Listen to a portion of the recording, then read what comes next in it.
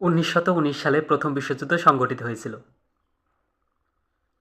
অস্ট্রিয়ার যুবরাজ একজন সার্বীয়বাসীর হাতে খুন হলে অস্ট্রিয়া সার্বিয়ার বিরুদ্ধে যুদ্ধ ঘোষণা করে। এই যুদ্ধে অস্ট্রিয়ার পক্ষে ছিল হাঙ্গেরি, বুলগেরিয়া এবং জার্মানি। অন্যদিকে মিত্রশক্তি হিসাবে আবির্ভাব ঘটে ফ্রান্স, রাশিয়া, যুক্তরাজ্য এবং পরবর্তীতে যুক্তরাষ্ট্রের। 4 বছরব্যাপী এই রক্তক্ষয়ী যুদ্ধ সংঘটিত হয়েছিল। আপনারা হয়তো জানেন যে আমাদের জাতীয় কবি কাজী নজরুল ইসলাম বাঙালি পল্টনে যোগদান করে এই যুদ্ধে অংশগ্রহণ করেছিলেন। পরবর্তীতে যুদ্ধ শেষ হলে তিনি ফিরে আসেন।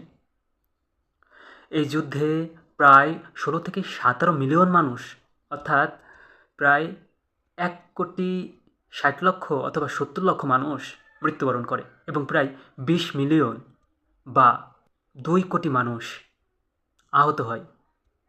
এই সময় কিন্তু একটা ভালো জিনিস লক্ষ্য করা যায়, সেটা হচ্ছে পৃথিবীর সকল দেশের নারীরা, বিশেষ করে ইউরোপের নারীরা কর্মক্ষেত্রে সক্রিয়ভাবে অংশগ্রহণ করে। যখন যুদ্ধ শেষ হয় তখন ইউরোপের একটা বিশেষ পরিবর্তন আসে। যেমন অটোম্যান সাম্রাজ্য ভেঙে যায়, সেখানে তুরস্ক এবং অন্যান্য কয়েকটা রাষ্ট্রের জন্ম হয়। অন্যদিকে অস্ট্রো হাঙ্গেরিয়ান যে কোলাবোরেশনটা ছিল সেটাও ভেঙে যায়।